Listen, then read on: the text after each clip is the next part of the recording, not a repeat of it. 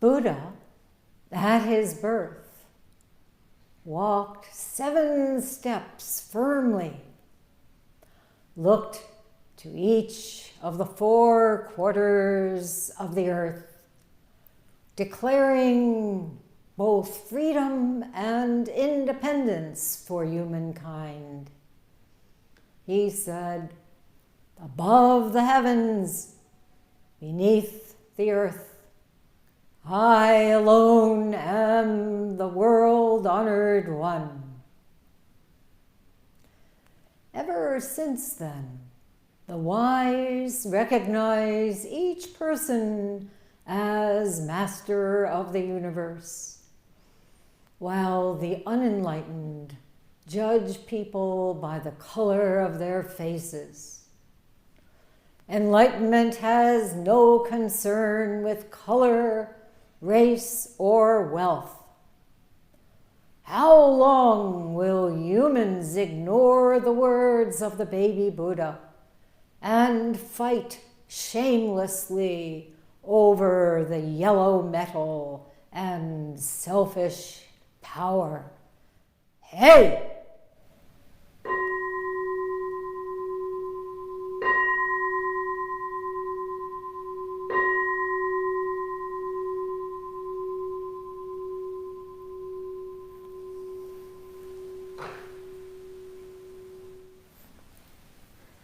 Happy birthday. Happy birthday.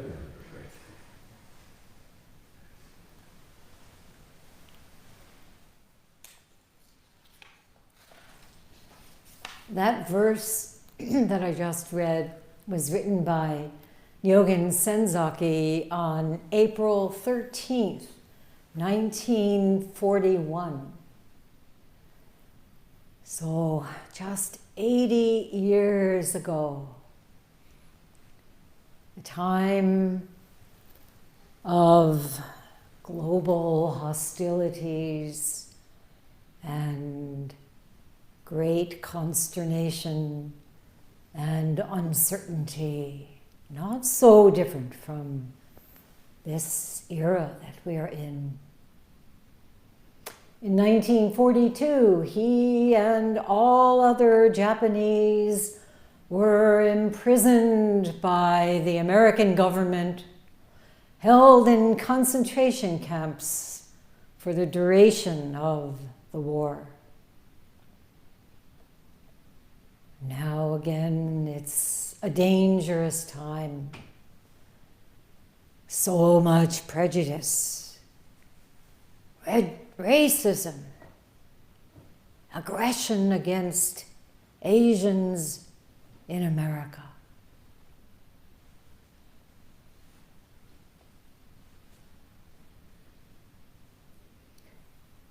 It's been 2 years since I could be here in person for Buddha's birthday, bathing the baby Buddha in his flower pavilion and chanting with all of you residents at the newly opened spring kese at Daibosatsu Zendo, and with everyone all over the world on Zoom. This celebration of new birth and renewal, springtime, holy days, Easter, and Passover just before Buddha's birthday. And Passover continued for us here at the monastery. Our esteemed Tenzo monk became a Yiddish mama and served us matzo ball soup, delicious kugel, and apples with walnuts and raisins, harosis.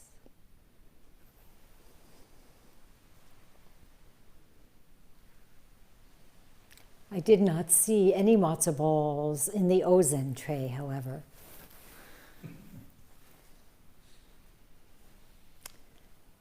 In our dedication, this verse, we recited, having poured ambrosial nectar, pure water from Beecher Lake. The 5 defilements depart from all beings. What are these 5 defilements? Anyone? Anything you've noticed lately?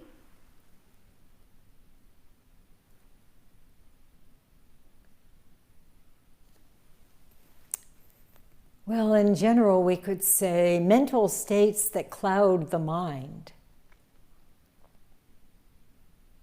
such as fear, forgetfulness, worry, animosity, self-loathing, and various forms of egocentricity. Very different, I might add, from what the baby Buddha said. I alone am the world-honored one. If your ears are filled with dualistic notions, you may think that is egocentricity. No.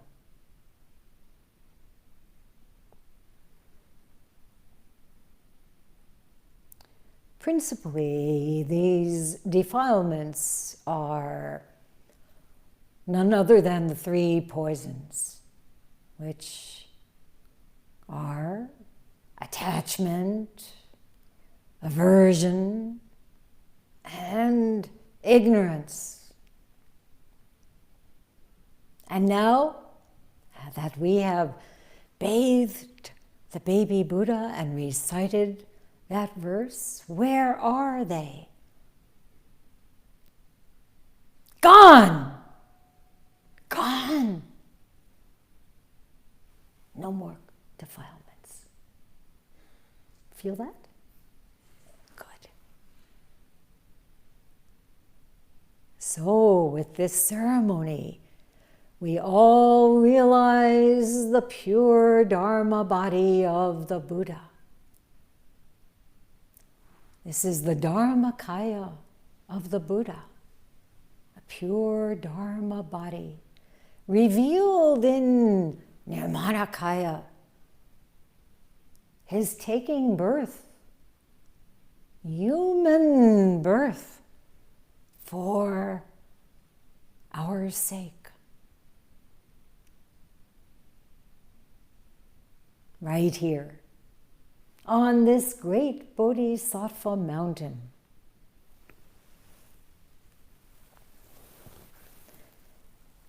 In like a dream, like a fantasy, Nyogen Senzaki tells us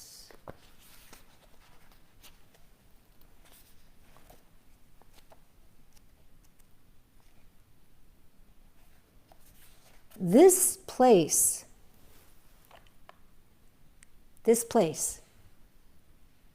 he was speaking about where he was, but let's regard it as this very place was established to be the birthplace of Buddha. What does that mean? You are here. You are being born. Endlessly arising. Yes, endlessly. We, he says, we do not want to raise butterflies here. Oh, think I'll go to this Zendo, and then maybe I'll try another one, and then maybe I'll try, let's see, Vipassana maybe for a week or so, and then I'll go to check out that new yoga retreat. And we do not want to raise butterflies here. They fly from one teaching to another. We do not want to have the children of asuras. They fight even in the stage of babyhood. We do not want to raise monkeys and parrots here. They simply imitate what they have seen and heard. The mentor garden, Yogin Senzaki's Sangha, is the nursery only for baby Buddhas who love silence and who will express loving kindness without a word. If we do not warn each other and watch our steps, this flower pavilion may turn into a spiritual zoo filled with strange creatures. These creatures are born every minute, everywhere in the world. Look out! So wonderful taste of Nyogen Senzaki's teaching, and that's from a talk that he gave on April 11th, 1948, called Buddha's Birthday Celebration. And of course we will have Nyogen Senzaki Sesshin coming up in just about a month. Now, most of you, I'm sure, are familiar with the story of the Shakyamuni Buddha's birth, Siddhartha Gautama. His mother, Lady Maya, with her retinue, returning to her family home to have her baby. But on the way, saw this beautiful flower garden, the garden of Lumbini, and reached up to grasp a bough filled with blossoms. And just then, her time came, and the baby was born. So easy.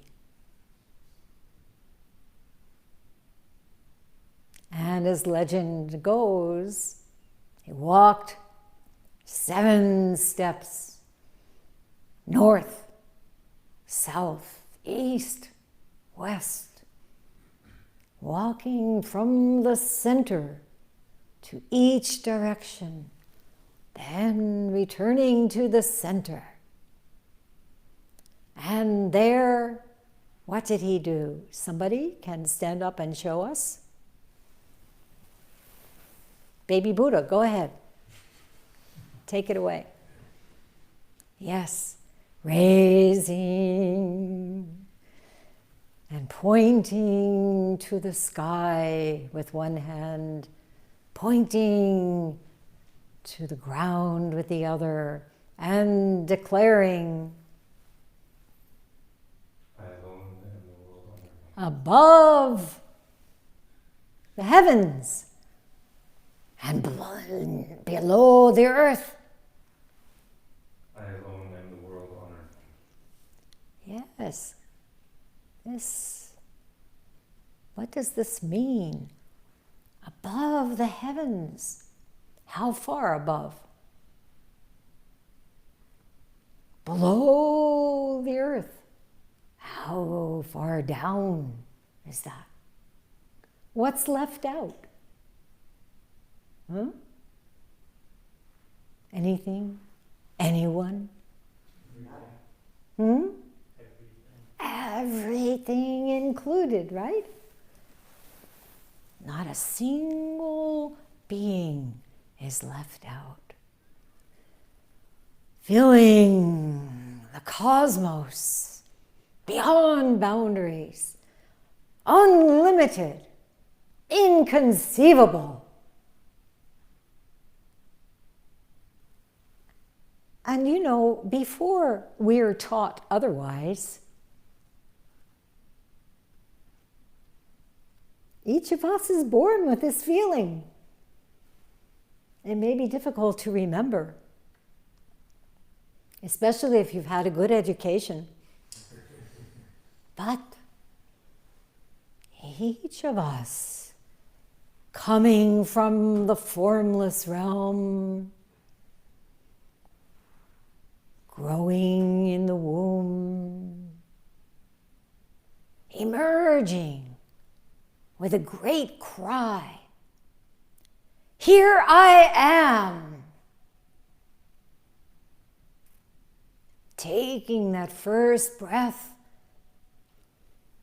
and exhaling, declaration of independence.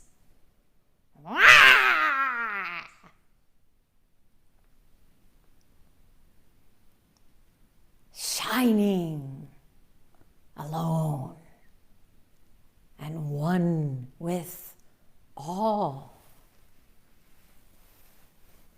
This fresh new being, each of us has done this. And the world has never again been the same.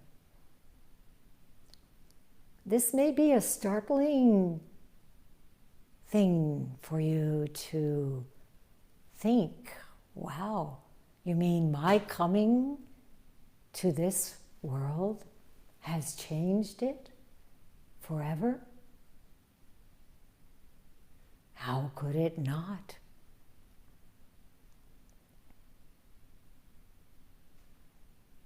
All of life is interdependent.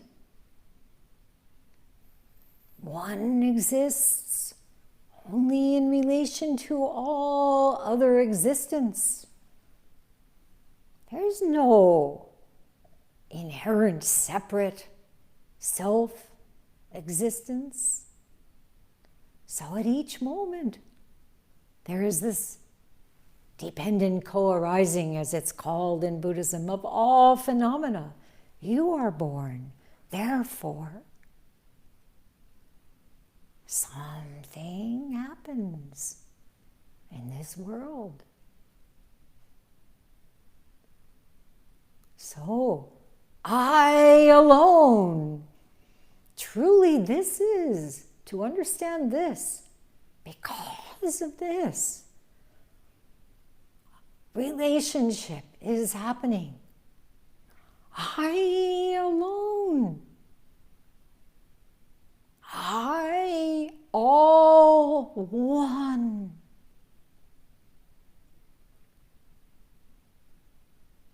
And surrounded by blossoms, this baby Buddha's great arrival happened around the year 563 before the Common Era. How about you? Some of us came in the midst of fierce rainstorms. Some of us in the tumbling autumn leaves. Some on a bright, shiny day like this. Others in the starlit night, or maybe during thickly falling snow. But Shakyamuni was born and taught and died among the flowers. Soen Roshi has a very well-known haiku that I wanted to share with you. In his journal on April 8th, 1946, he wrote, "Today, Father Makshima has completed his great sacred mural, The Birth of Buddha." We have a mural by Father Makshima in the Beecher House. What is it? Anybody? What does it depict? It's Gautama Buddha, but I don't remember what thing it is. Like the flower ceremony. Flower ceremony. The flower ceremony.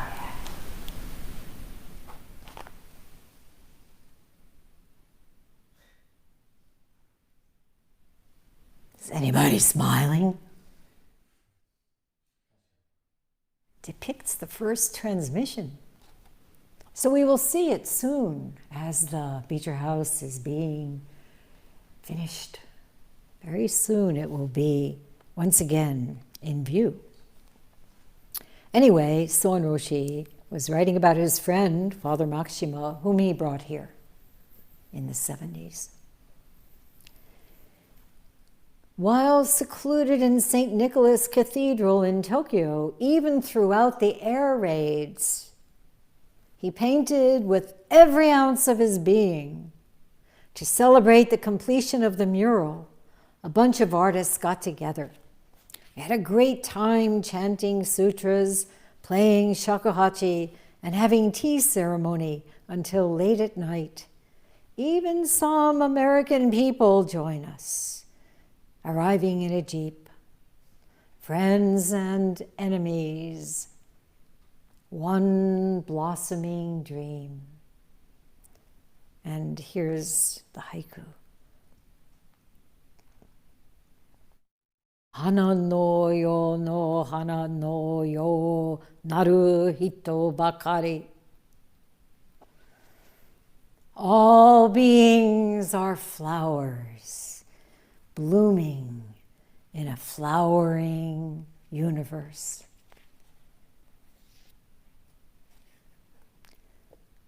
Well, it seems that a seer, royal fortune teller, had prophesied that the baby would either be a great ruler or a great spiritual renunciate.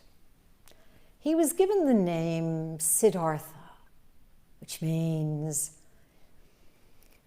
he whose purpose in life has been attained. Now, of course, for the parents, that purpose was envisioned as the great ruler. Someone who would bring together all the various small nations around them and rule over them all. As Eknath Eswaran put it in the Dhammapada, King Shuddhodana had little interest in seeing his son and sole heir wander off into the forest in search of truth. Now, just a few days after Siddhartha's birth, his mother, Lady Maya, passed away. His father, the king, and his aunt, Yasudhara, made sure that the prince had every luxury. The palace was surrounded by fragrant rose bushes, and they kept him from seeing anything that could cause him distress that might lead toward a spiritual quest. But when just a few days old, he had experienced the loss of his mother. So many of us have been drawn to this path because of such a loss, or on the path, having already begun this practice and losing a dear one, and strengthening in our resolve. There's such a sharp sense of transience.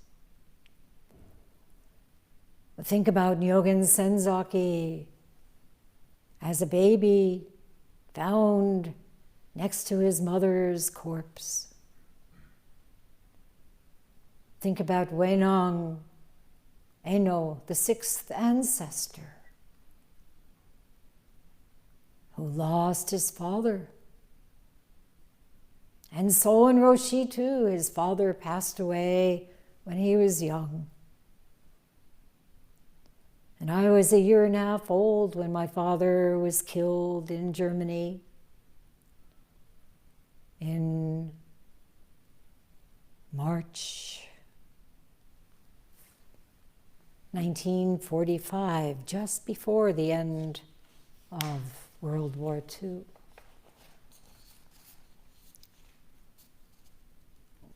So as a child, Siddhartha was very deeply affected by what he saw around him, the deaths of insects, of birds, all beings of the earth. And one day, Eswaran tells the story, at the age of 7 or 8, he went to the annual plowing festival where his father ceremonially guided the bullocks in plowing the first furrow. It was a long, stressful day, and when the boy grew sleepy, his father set him down to rest on a platform under a rose apple tree. When they returned, hours later, they found him seated upright in the same position as they had left him. Disturbed by the ceaseless toil of the bullocks and plowmen and the plight of the tiny creatures who lost their homes and lives in the plowing, Siddhartha had become absorbed in reflection on the transience of life. In this profound absorption, he forgot himself and his surroundings completely, and a joy he had never known suffused his consciousness.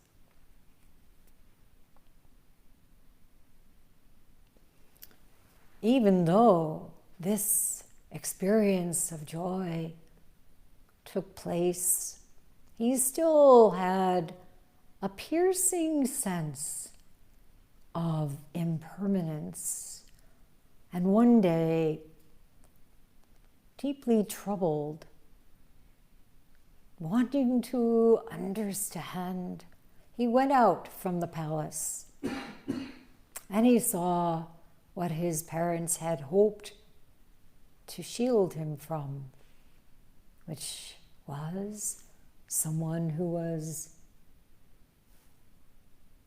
sick, someone who was old, someone who had died, and an ascetic sitting in meditation. He had to find out for himself what was the purpose of his life. It was springtime. He sat down under a fig tree, resolved not to get up until he awakened to the truth. And such deep samadhi that even Mara's armies couldn't sway him from his determination. And at last, this is Eswaran again.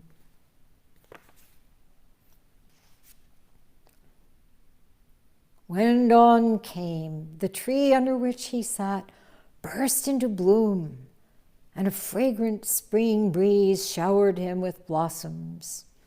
He was no longer Siddhartha, the finite personality that had been born in Kapilavastu. He was the Buddha, he who is awake.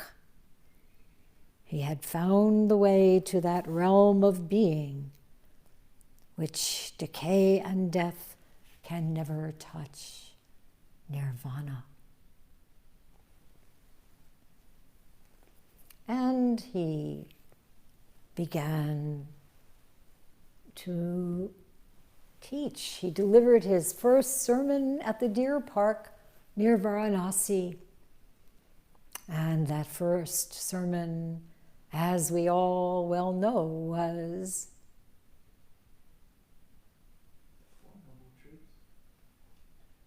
so when you are thinking, I alone am the world-honored one, and you say, Four Noble Truths, I don't believe it. The Four Noble Truths. Oh, much better. All right. Yes, the Four Noble Truths. One of the truths really is, there is dukkha, and part of dukkha is lack of self-confidence, or fear of making a mistake. Shout it out.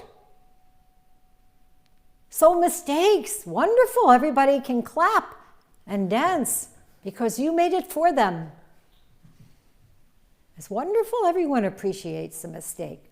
But if you're too frightened to say it out loud, then nobody can appreciate it. It's just like, oh yeah, right. You all know, right? Yeah, okay. So number one, the fact of dukkha. This is usually translated as suffering. It can be dissatisfaction. It can be awareness of impermanence when you're trying to hold on for dear life. Wanting things to be otherwise. Wanting to be able to speak clearly and feeling somehow oppressed by your own inner turmoil, whatever. We all have that. We all understand dukkha, yeah? Anybody here who is completely never having had dukkha and never will again? Probably not. I don't know, maybe? No, okay. So the second noble truth is understanding. Why? What is the origin of dukkha? Look into it. That's our practice, right? What is it? What do we see when we look into it? Confusion. Confusion. Confusion, sure. What am I supposed to do? How come I didn't understand what, blah, blah, blah, blah. It goes on and on and on. That little wheel, hamster wheel we get on. Selfish desires, fears and aversions, a kind of perpetual neediness, always trying to hold on to what we like and get rid of what we don't. So in a word, we might say this self, this belief in a separate self. Very different from self-confidence. So, 3, the third noble truth.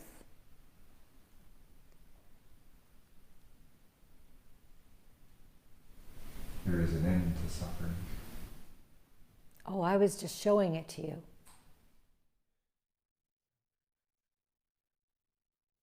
Cessation. Just shut up. Stop. Yes, there is an end. When we drop our preferences, our ideas, our views, our expectations, our assumptions, just sit down. Drop it. We enter into this lucid awareness, a state of calm abiding, sometimes it's put. Equanimity, regardless of circumstances. Or to use Soen Roshi's favorite, okay. Just okay. And then the fourth noble truth, walking the talk. Living by the Eightfold Path. Right understanding, right purpose or intention, right speech, right action, right livelihood, right effort in training the mind, right attention, right meditation. That's our Zen life. It's so simple, right? We make it very complicated and therefore we get confused. Just so simple. Freedom within discipline. Usually we're raised to expect freedom outside of restrictions. But that simply brings suffering. You may or may not have noticed. So right within the causes and conditions of this present incarnation, we are free. So later Shakyamuni Buddha taught the assembly, said not a word, silently held out a flower as Father Makshima painted in the Beecher house. And no one responded except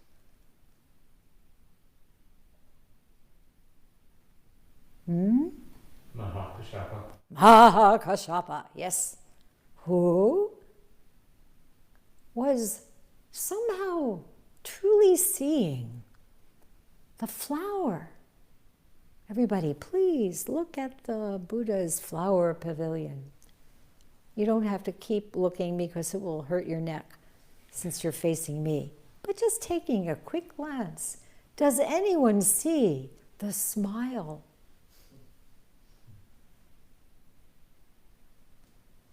The flower smiled. Mahakashapa smiled. This.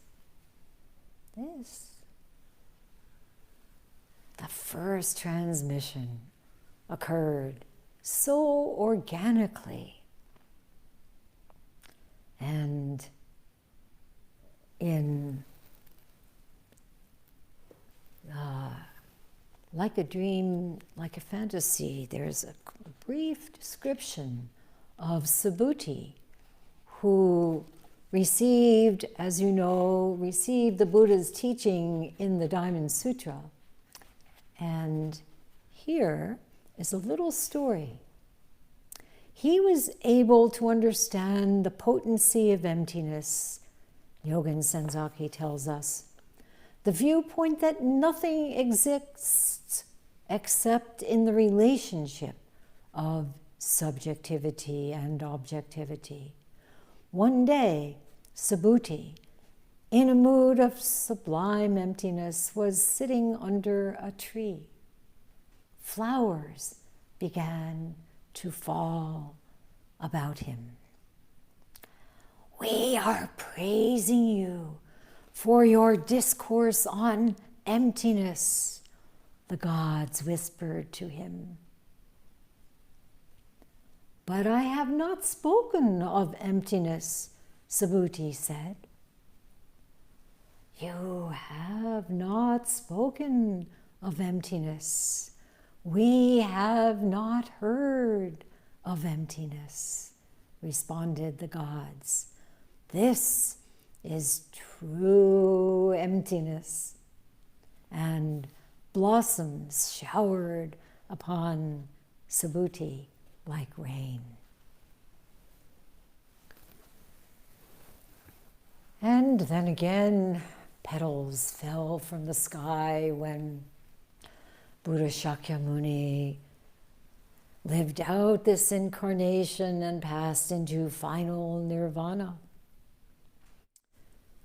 Petals of the rare Udambara, a type of fig tree.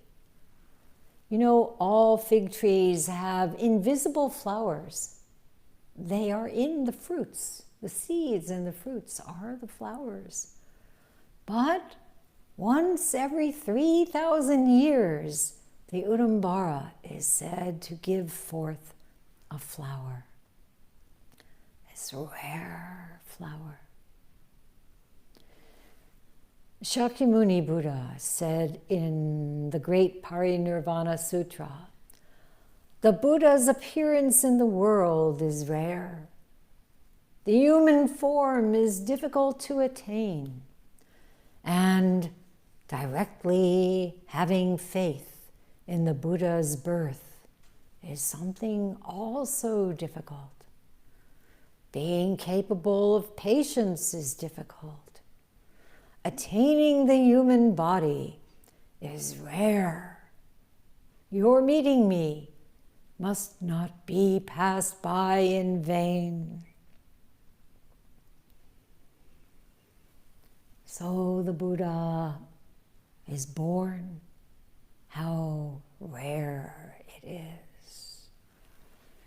We recite this Dharma is rarely met with. And our own being born in this human form. In the Samyutta Nikaya Sutta, Buddha tells how difficult it is to attain human form. And I'm sure you remember this story. A blind 1,000-year-old turtle that only comes to the surface of the ocean once every 100 years just happens to push his head through a hole in a floating piece of wood. Rare. So now that the Buddha has appeared in this world and has given his teachings, and now that we have attained this human form, what about having faith in the Buddha's birth?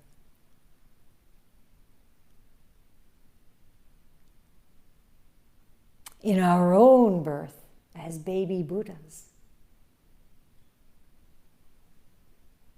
This is our task.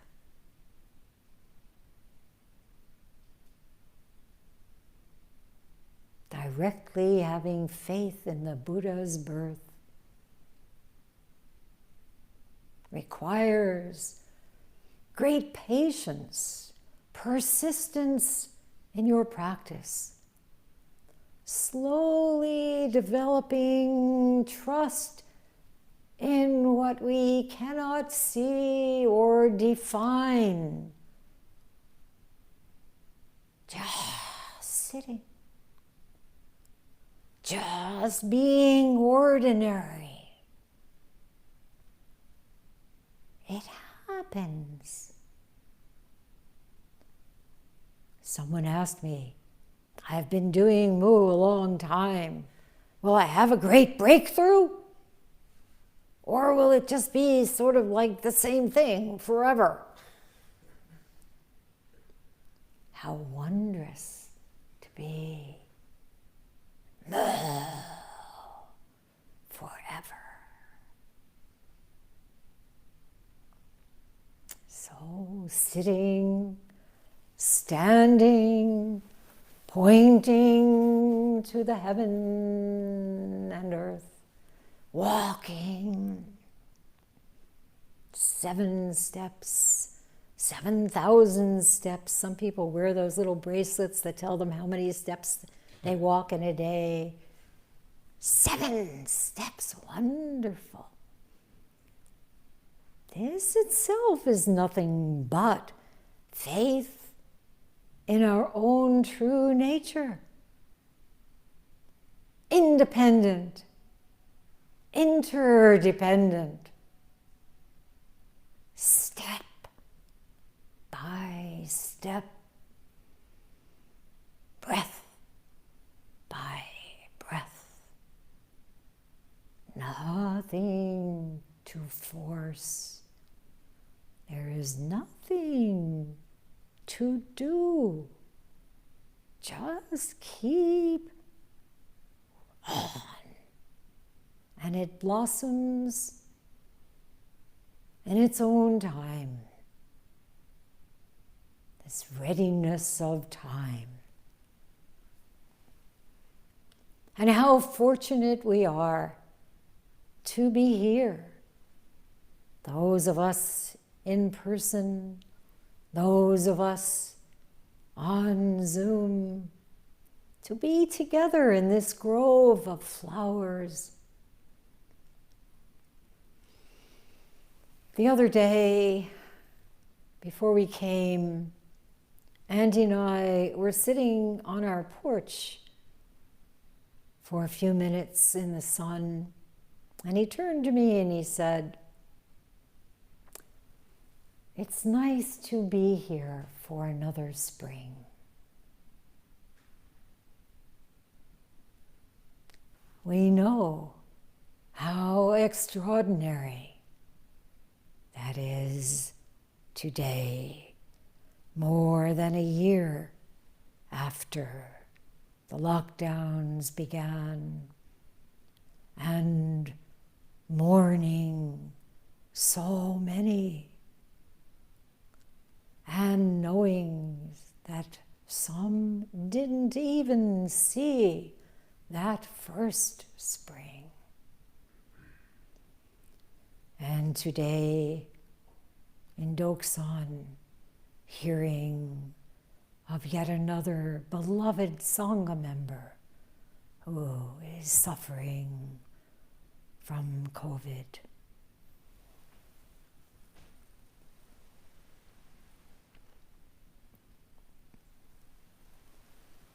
So, with gratitude for our lives continuing in this time, we vow to live with purpose.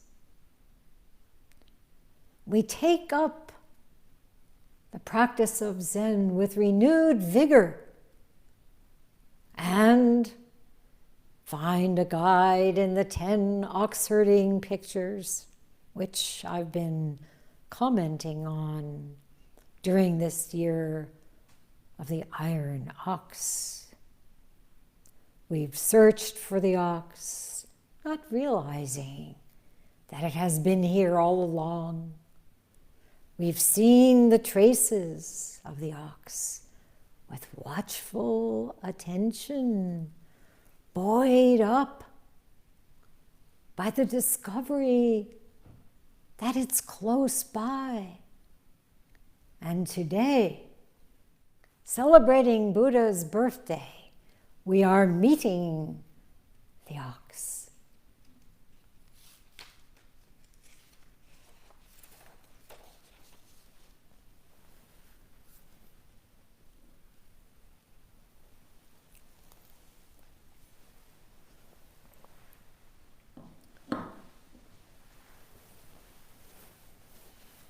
In his preface to this third Oxherding picture,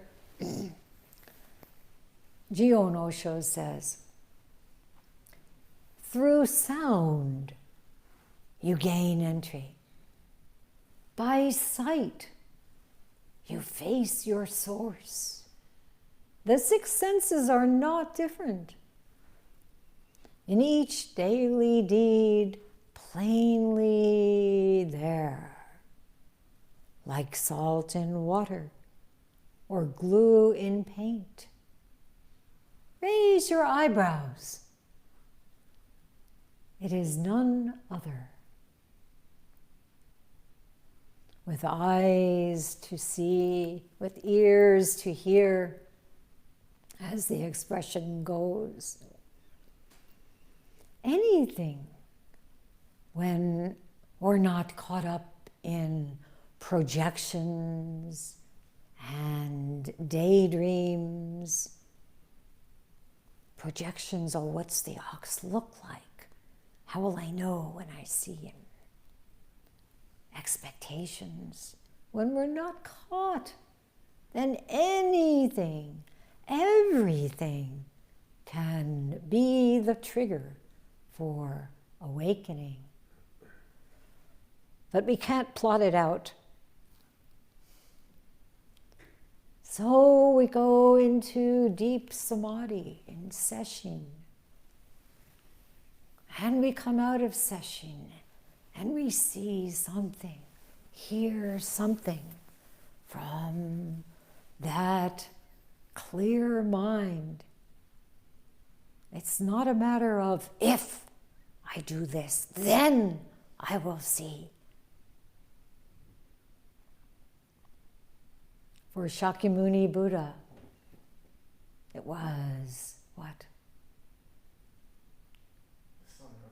The morning star.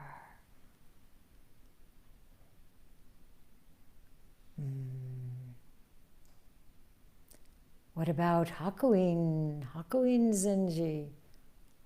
He heard the sound of the temple gong.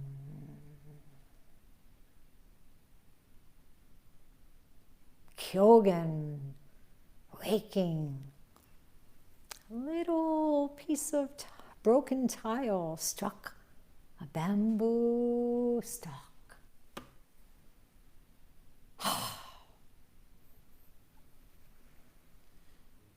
And what about the 16 bodhisattvas in the bath? As the koan in Hekigan Roko tells us. All of them awakened simultaneously at the touch of the water.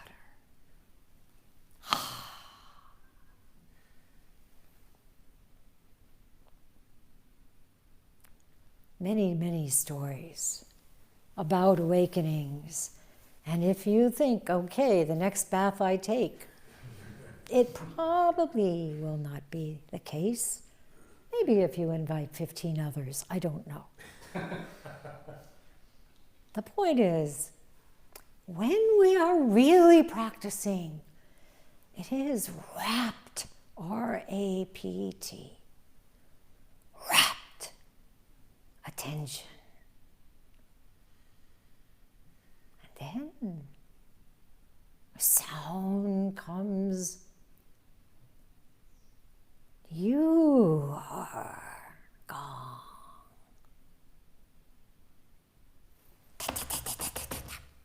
You are a woodpecker.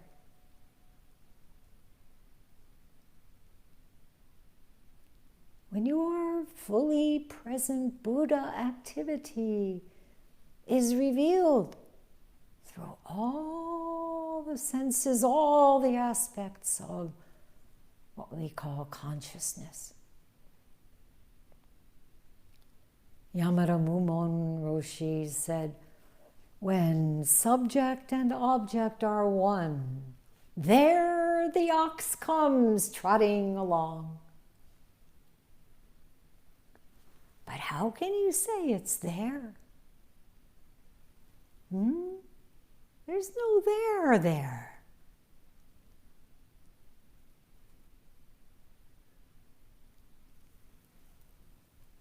Jion Osho said, salt dissolves in water. It can't be seen. The glue in paint is also invisible. Just like the flowers of the figs, you have to wait quite a long time to see a blossom. Daio Kokushi's verse on Zen. Do you hear it?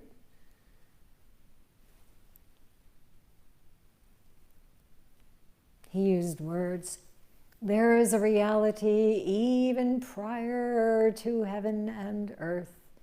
Indeed, it has no form, much less a name. It allows itself to be perceived only by the clear-eyed. If you seek it by form, by some idea of how it will arrive, what it will look like, you'll miss it. And even all of these wonderful scrolls and paintings and poems and commentaries are just expedient means. Like Yamakara Roshi's Shikishi with the painting of the ox in the hallway outside the meeting room. If you look for that ox, he's long gone. What does this reality, this true nature, really look like? So we have Kakuan's verse. In the trees, nightingales sing and sing again. Just a moment again. Here. Did you hear the ox?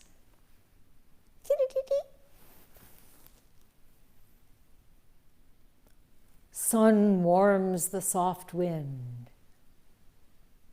Such a perfect description of our days here. Feeling that sun warming the soft wind. Green willows line the bank. Not yet.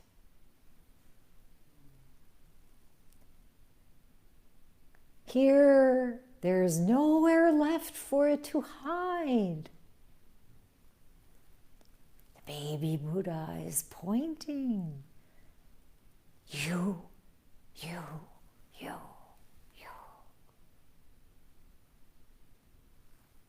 Its majestic head and horns no artist can draw. When you make nothing into something, that's mere description. That's just a two-dimensional, poor attempt. The living ox cannot be caught that way.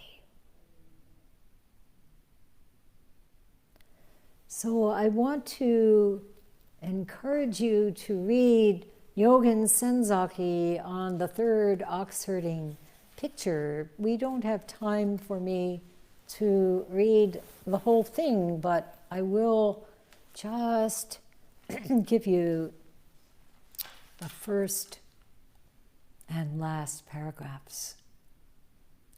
As with receiving tea, so with self-realization.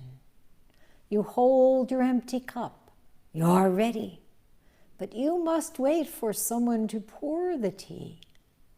Self-realization, or bumping squarely into your true self, usually involves a so-called karma relation, an uncanny coincidence, a trigger, mysterious connection that can't be rationally explained in the same way.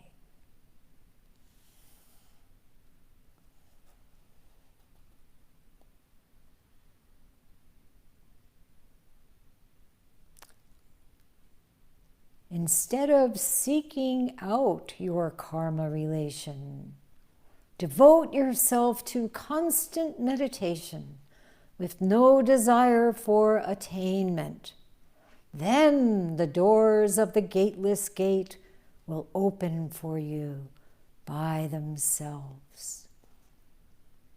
Each of us should strive to be the master of our own mind and body, to govern our environment in a peaceful manner, to lead a pure and unselfish life, and to be kind and helpful to our fellow beings. These are our important tasks.